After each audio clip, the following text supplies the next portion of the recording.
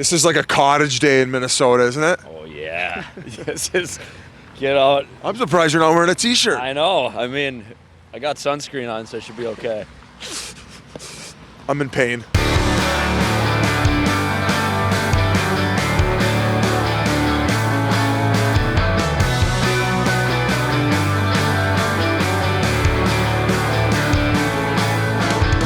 Hello, Coyotes fans. It's Paul Bissonnette here, and welcome to another edition of Road Trippin with Biz. And I'd like to welcome today's guest, Alex Goligoski. Come on in, Alex. Well, thanks for having me. Where are we right now? We're in St. Paul, right along the Mississippi River. Fun fact for you, Mississippi actually starts right next to my hometown in Grand Rapids. Sure does. Yeah, it does. Since you brought up your hometown, you played high school hockey like most people do in Minnesota. Talk about playing for your high school team. Yeah, it's pretty amazing. A lot of people compare it to like Texas high school football, Friday Night Lights. Well, I grew up in town at 7,000 people and played with the same 20 guys pretty much my whole life, and then moved on from there. Did you have great hockey hair coming up? You know what? I wonder if you could pull some pictures. I did. I had some good flow. Unfortunately, I think we're going to have to see photographic evidence in order to take your word for it. I think I'll see what Mom can scrounge up back in Grand Rapids. We're going to move on here and pick your brain about farther past in your high school career. It's usually not a good sign when you're walking backwards outdoors. Not that bad if you stay out of the wind. Yeah, the wind. Once the wind comes and the sun goes, you're really in one.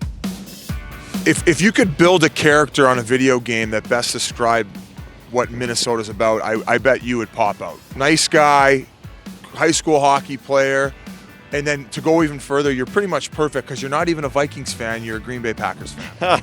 I like that, yeah. I am a Packer fan. So yeah, I guess that would push the needle more towards perfect. You went on to University of Minnesota. You got a full ride there. That must have been, at that point, so special to you. Yeah, that was unbelievable. Grew up watching them play, obviously. Everyone from Minnesota wants to be a Gopher. They can tell you otherwise, but they all want to be Gophers. And in that time, you excelled and were drafted to the Pittsburgh Penguins in 2004. That just goes to show how advanced Pittsburgh Penguins scouts are, because, of course, I was drafted there too as a defenseman, but this is where things get a little uncomfortable, is I was drafted a year before you, and then they took you in the second round the next year, and then I went from being here on the prospect list, and you bumped me down.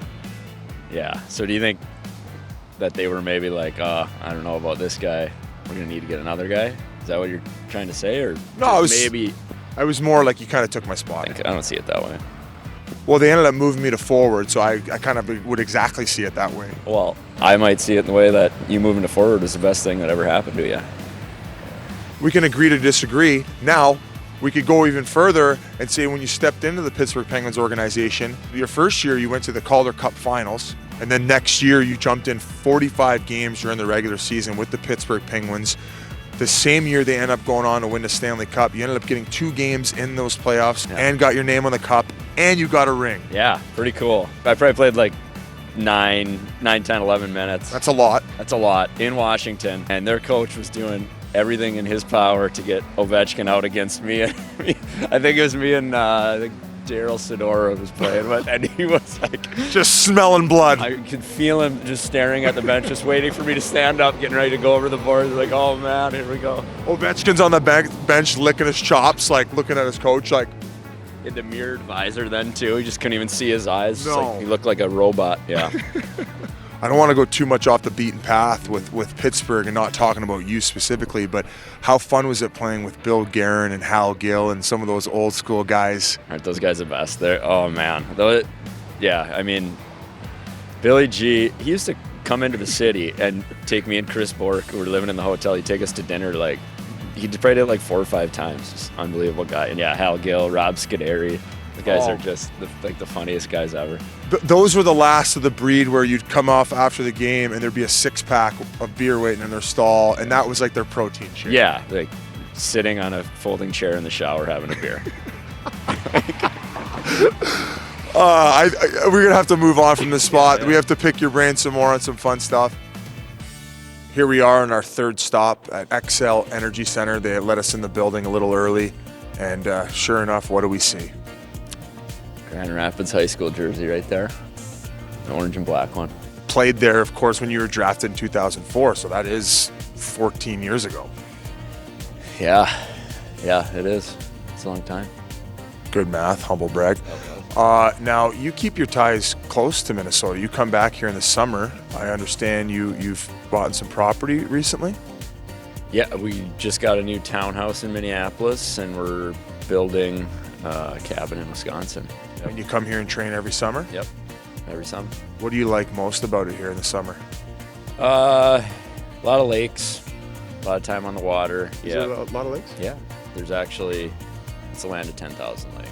It says that on the license plates. But, fun fact, there's actually over 11,000 lakes in Minnesota. Another fun fact. Yeah. 2. I know. We're People getting think 10,000's a lot, but 11. So are they going to change the license plate up? I doubt it. Doesn't have the same ring. We didn't make more lakes. It's just, you don't put land of 11,000 lakes. It's kind of weird. So whoever was counting at first really messed that one up. We're going to have one last stop here. We're going to maybe head back to Grand Rapids where you grew up. Yeah, that sounds great. All right, let's head over there. Coyotes fans, we've traveled all the way to Grand Rapids, Minnesota. We're outside of Alex Goligoski's home where he grew up. What was it like growing up in an igloo sponsored by Jeep? It was nice getting the sponsorship. I'll tell you that. Some perks came with that. So I was driving Jeeps in high school. It was nice, but yeah, no, the house held up through the summer, so it was good. You grew up a Nicholas Lindstrom fan as a defenseman, real original. Talk about that. Yeah, I mean, it's probably a popular pick for a good reason. She's just, smooth as silk. Made the players around him better. Loved watching him. Good role model. Pittsburgh Penguins moved on from you. Kind of like how you threw me to the curb, they kind of threw you to the curb with the whole defenseman thing. Now you went to Dallas for 6 years. Yeah, it's not really that similar to the way I had nothing to do. Okay. Yeah, no, I got traded to Dallas, and I was in Dallas for 5.5 years. It's awesome. And then, of course, the decision to sign with the Arizona Coyotes as a free agent, huge, and I'm sure you're happy about that. Bright future. Yeah, definitely. That was why I wanted to sign here. I love the young guys on the team and where this organization's headed, so I'm thrilled. Talking about the younger guys, who are some of your favorites on this Arizona Coyotes team, and ones that maybe bring some humor to the locker room? Yeah. Well, I like them all. I'm not going to say I don't like certain guys or really like certain guys, but no, I think guys that bring some funny stuff to the locker room are Kells. Kells is funny. He's just like surfer dude, kind of, pretty funny. Devo doesn't talk much, which is funny. Yeah, which is always funny. So because you're always waiting for him to say something, and when he does, the whole room goes nuts. Yeah, it's great. You can make him feel really uncomfortable, and he doesn't say anything. Fish is fun. He looks like he's got the limo driver coat that he wears around, and guys give him grief for. So. And you're one of the many pieces we have on the back end with this Arizona Coyotes team. This year, when all of you guys have been healthy, it has looked very impressive with some young talent as well as guys like Oliver who have been here a while. Just touch on that.